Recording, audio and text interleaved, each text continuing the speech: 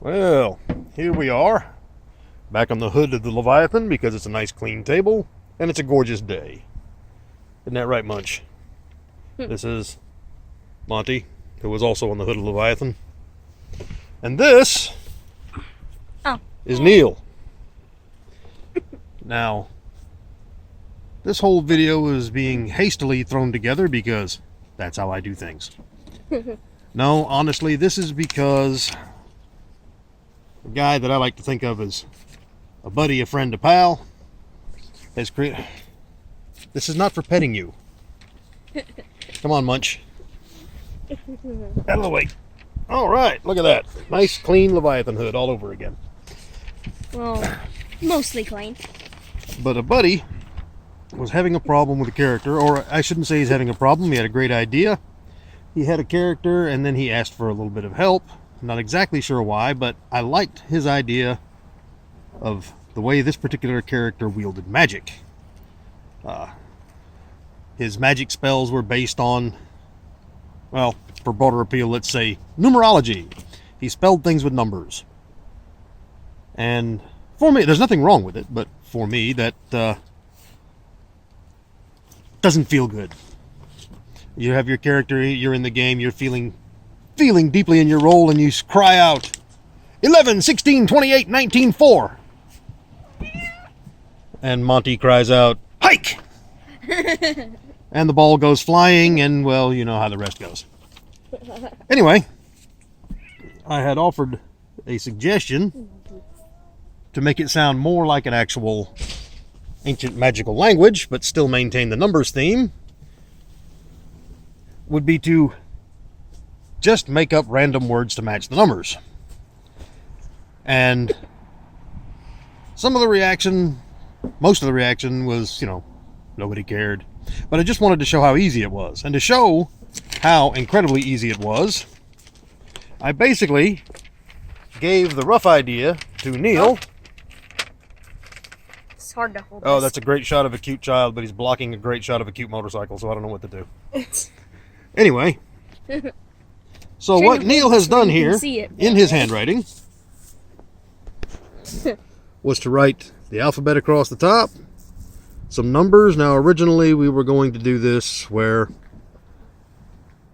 numbers after 11 repeated with a modifier, 16, 15, 14, 11-teen, you know how that goes, 12-teen, 2-teen right there. But we abandoned that because we didn't get a lot of variation. What we got, as you can see originally, we got that number with an ET or an EST, depending on flow. And then we read through Stanley's post and pulled out some of his power words. And that's where I gave Neil a little example to start with. And he ran with it. Now, this was all done by an 11-year-old child, so it can't be too terribly difficult. The code itself was concocted, as you can see from the handwriting, by an 11-year-old child. And he did a great job. Let's see. Joe's name, using this system, translates thusly. Pronounce it any way you want. Now, 0 was one of the power words, which translated to T-E-T, tet, because it's just a 0. Had its own little special symbol, if I can get the camera to play along, right there. Sorry about the herky-jerkiness of this. I am not a pro at all. But Neil also decided, hey, we can offer minus. Now, minus is a math function, sort of keeps it the theme. And rather than just a nice simple tet for Joe to chant tet, tet, tet, he came up with this. Pronounce it, again, any way you want.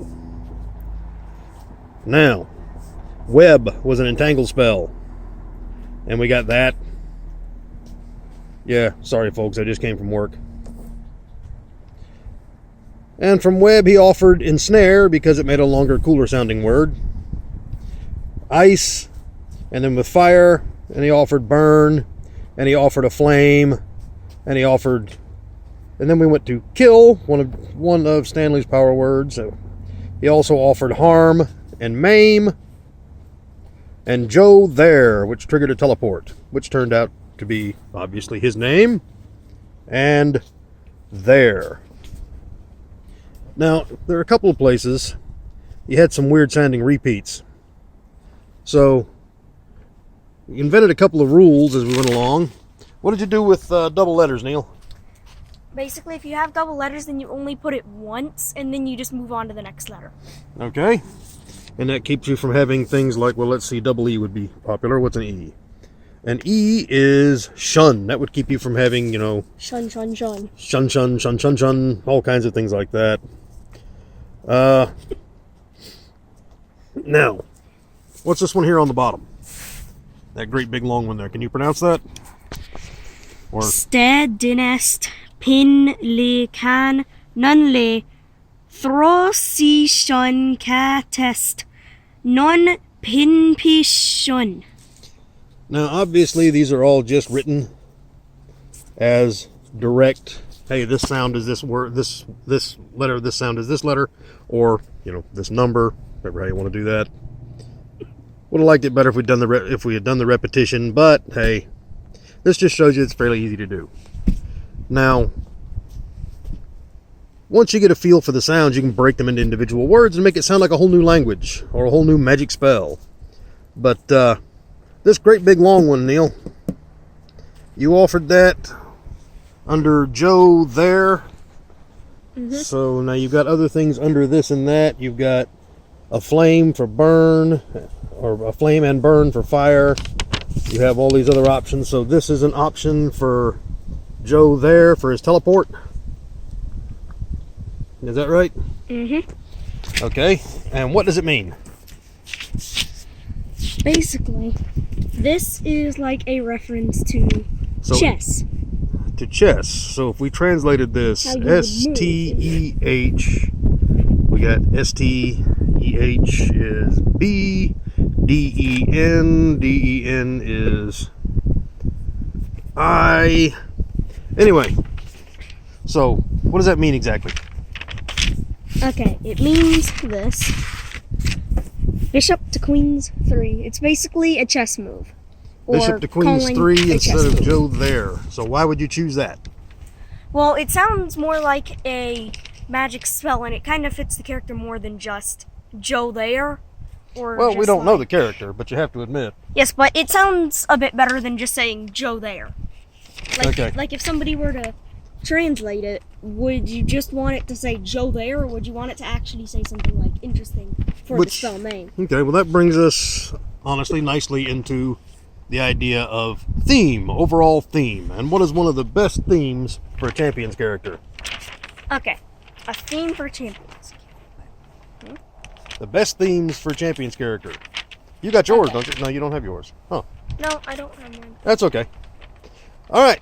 At any rate, I think we can all agree Anyway, this that your option is okay. Joe there or Bishop to Queen's 3. I kind of like that because, let's face it, powers should have cool names. All right. Thanks for the one or two guys who might stumble across this in the next couple of decades. Y'all have a good time.